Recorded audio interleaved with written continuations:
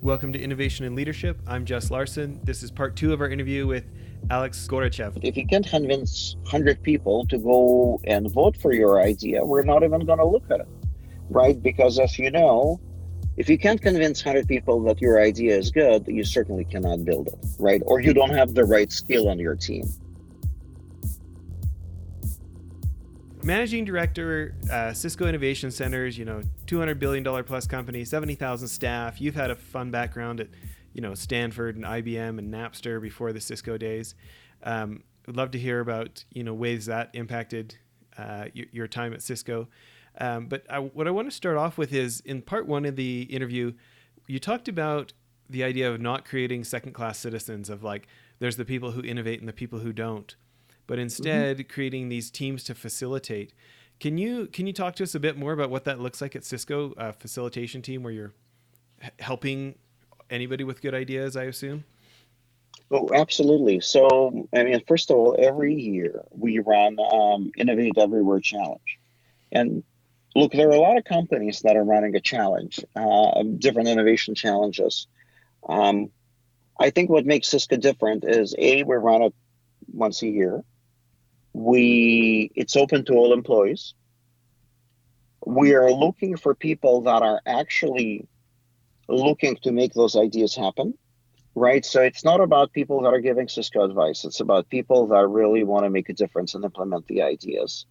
And then we give them practical advice and tools in terms of advice, coaching, resources, money, cash, equipment, and even a corporate concierge, a person who can help them navigate a 70,000 people company.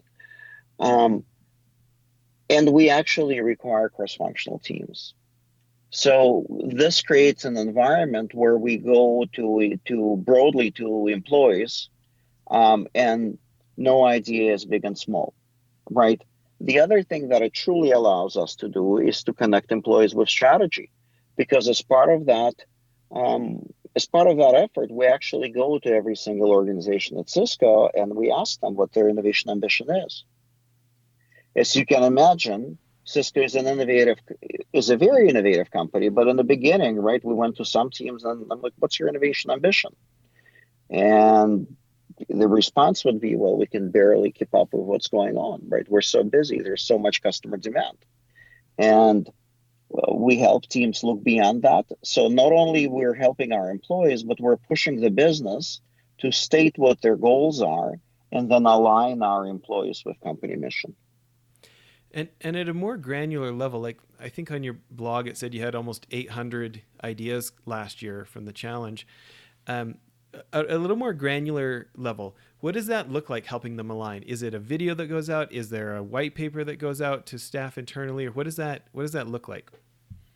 Sure. So when we start a competition every year, we represent, first of all, we have a sponsor that's identified for every category, and category typically maps to a business, whenever that's marketing or social responsibility or finance or networking and security. And leaders of that organization talks about what's important for them when it comes to innovation. And then the call goes out to all employees to submit ideas, which is pretty powerful, because typically, when you work for a team, you typically ask for opinions, people in your team, right? Our employees are able to go and submit those ideas online. Um, and what's important about it, it's all basically it's all viewed to every single employee in a company, and it's searchable. Therefore, people can comment and they can join the team. And so we give it a good 2 months for people to crystallize what their ideas are, and then we'll start evaluating the ideas. So the interesting part is, if you can't convince, and don't hold me to the number, but if you can't convince 100 people to go and vote for your idea, we're not even going to look at it, right? Because as you know, if you can't convince 100 people that your idea is good, you certainly cannot build it, right? Or you don't have the right skill on your team. And then we narrow down to about 2 dozen. We give a corporate concierge, we give some resources, tools, and at that time we find a sponsor for each idea. And then it goes through another gate, and we get to six ideas and three winners, and then three winners get a cash prize as well as cash towards building of their business, and then they typically rotate into a new temporary role, which is about 3 months to go and implement that idea. So it's certainly a fun adventure. Um, when we think about 1,000 ideas, that's typically 5 to 10,000 people behind them from different teams. Most of them met online, and then they realize that they have common interests and passions, just like me and my wife. We met on Match.com, um, and at the end of the day, we give these folks opportunity to make it all happen. If you're in the top 2 dozen, you can certainly get in front of our CEO. There's a certain prestige that comes with this. The other, I think, unusual thing for a large company, we get you in front of customers, right? So we leverage innovation centers to connect customers with the early prototypes of what we're doing. So again, it's a fun process. Passions run high. There's a lot of drama sometimes, but at the right. But at the end of the day, everybody wins. People get their valuable experiences. Customers get better products, and Cisco gets revenue and patents and talent and so many other things that are measurable. Um, so maybe the one thing I wanna state that this is the easiest program to justify, because when I look at the KPIs, they're so obvious. It comes down to revenue that's being created, and I think many executives would agree that most of the knowledge is within their company. It's just how you unlock that knowledge and how you retain the employees and get them to share the ideas versus being disengaged or going and building their own startup. Yeah. Can you speak more to that last bit? Um, can you elaborate more Yeah, on your yeah. question? This idea of, really, I mean, what I felt like you're saying is, engaging the employees in a way that they bring their brain to work instead of just their body to work, and then bring their brain home and work on their own startup at home. Or, this idea of them, it sounds like, really feeling heard, and that, like, how do you unlock this employee potential is kind of what I felt like you were saying there. Yeah, I think that's essential component, right? Because I was, after Napster, I went to join Cisco, and then I quickly realized that, and it was a painful process, that Napster or startup, right? Startup is always it's a team sport, right? Until you hit a certain size, right? Mm-hmm. And in a startup, everybody wins, right? And when you become a large company, larger, larger, larger, your founders disappear, politics begin, kind of the speed of execution slows down, and you become a large company, and large company is a political process. So when you think about the core difference, right, it's about people's ability to be heard and impact the world around them. When you're in a startup, you're powerful. You can change anything in your company, right? And you're listened to. I think in a large company, when employees understand that company values innovation, and that innovation is not only about creating a new product, but it may be about not doing a stupid thing again, right? It's about letting go of a process that no longer serves anybody, right? That certainly empowers all employees. It makes them feel valued, um, and it makes them invest their time. Because at the end of the day, we all go. I mean, Cisco, 70,000 employees. Sometimes we might be frustrated with a thing or two, but we're all proud to work for Cisco. Cisco gives incredible opportunities for people to scale their ideas. So as long as we're able to uncover those ideas in our employees and put them together and create meaningful connections, it tremendously benefits Cisco, and it tremendously benefits our employees, right? Because it brings more joy in their life because they're able to experiment and impact the things that are going on at work, which is phenomenal. Yeah. You know, I'm really interested in an aspect of that.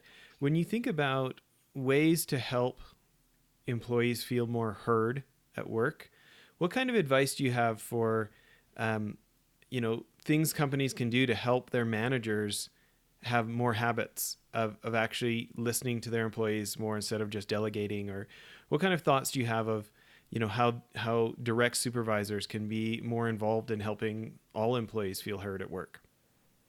Well, I think you're highlighting a big problem, right? Because at the end of the day, when you think about the roadblocks to innovation, right? Um, it's not in the C-suite, right? I think everybody on the board and all the executives, they want a company to be innovative. When you think about the employees, the ones that are engaged, they want to be innovative, they want to change things. And the ones that are disengaged, some of them are probably disengaged because they were never heard or valued, right? So the biggest threat to innovation are middle managers, right? And I think that any company that is going through a process, getting the middle managers on board is essential. And I think it really comes down to two things. Well, it comes down to celebrating the managers that are very innovative, and every time we run a challenge, we see that a lot of participants, they with great ideas, they come from same management. And not always about ideas in their team, right? About the ideas in their product portfolio. It's about something else in the company. So it's celebrating and highlighting managers that are inclusive. That's the first thing. And I think the second thing is actually encouraging all sorts of rotations and stretch assignments, right? Because when you think about the manager's kind of roadblock, it's all about why are you working on a problem that belongs in a different business unit or this thing? This is not a part of your job. So as long as we have a this is my job and not my job mentality, innovation as a culture is not going to be successful, right? So rotationals, celebrating managers that are inclusive, and most importantly, KPIs, right? Because at the end of the day, you can manage if you can measure. And I think getting getting getting managers measured and accountable on people that are involved with stretch assignments and projects outside of the team or new ideas or a percent of the budget spent on that, tying manager compensation to the performance of the team in that area will do wonders, right? Because somehow then the time will materialize. And managers, when they plan things, they will allow for more capacity and exploration outside of their teams. Yeah. Well, a couple questions I have. One, you mentioned a cash prize for people that win the challenge. Do you guys disclose publicly how much those cash prizes are? So we definitely do. We actually, I'll come back to that in a second, but we actually have the whole process of the challenge documented in white papers. And we work with a lot of our customers and help them implement similar processes because there's a lot of interest. Specifically to the cash prizes, I believe it's about $150,000 To um, be split amongst the team, or what's the? to be split amongst the team evenly, tax free, right? So taxes, Cisco takes taxes on top of that, plus the same amount of money in investment towards your venture. Nice. Um, so your white papers about this process, is that available on the website, or is that something you just offer to your customers? Definitely, if you go on Cisco.com, you'll find plenty of yeah, and if you search for Innovate Everywhere Challenge, you'll find a white paper.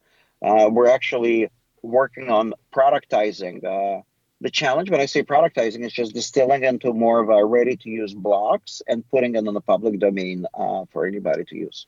Well, when you do that, we'd love to have you back on the show and come talk about it. I'd love to. So the next thing I want to hear about is, um, I really love this idea of celebrating the managers who are allowing and promoting innovation. This idea of you get what you pay for is something that I feel like a lot of us could benefit from. Of you don't always have to pay with money, paying with celebration, paying with attention is kind of another form of of payment. Can you talk about what that looks like at Cisco? Celebrating these managers that innovate or promote innovation. Yeah, you're absolutely right. I think recognition goes a long way. I mean, a lot of people, um, money is not the only driver, right? It's about being recognized. So what we do is we celebrate them on company meetings. We send emails. We have short videos. Our CEO might drop an email to a manager saying, "Hey, so there's so many people from your team that are participating in a certain project." So bottom line, it comes down to three things. A, we celebrate them with all employees at company meetings so that it's very known that there are people that are driving this. And we spotlight them on videos, on brand videos. And that's certainly very valuable. The second thing is we let their peers know that, hey, they have some very innovative peers, and this is what they did to be successful. And last, we want to make sure that our senior executive leadership of the company knows, and that they find a few minutes in their day to make a phone call or drop an email. And again, that goes a long way. I love it. Well, listen, we appreciate all the time you spent with us here today. If people want to hear more about what you're doing, I understand you've contributed to Forbes and is connecting on LinkedIn a good way. Or the Cisco blog? What's a good way for people to find out more and connect with you or follow what you're writing these days? Um, Either one of the ways that you've mentioned is fine. Dropping me a note on LinkedIn is certainly is very convenient, and I will make sure to respond. I think when I connect with people in similar roles and in the companies, I learn about all sorts of challenges, and there's so many things that we've learned as a company from talking to our customers. So it's as I mentioned in the beginning, no company can do this alone. And folks on the show can certainly count on me in sharing whatever I know to make their companies a bit more successful when it comes to innovation culture. I love it. Well, thanks again. Thanks again for making time to be on the show. Happy to do this. Okay, bye.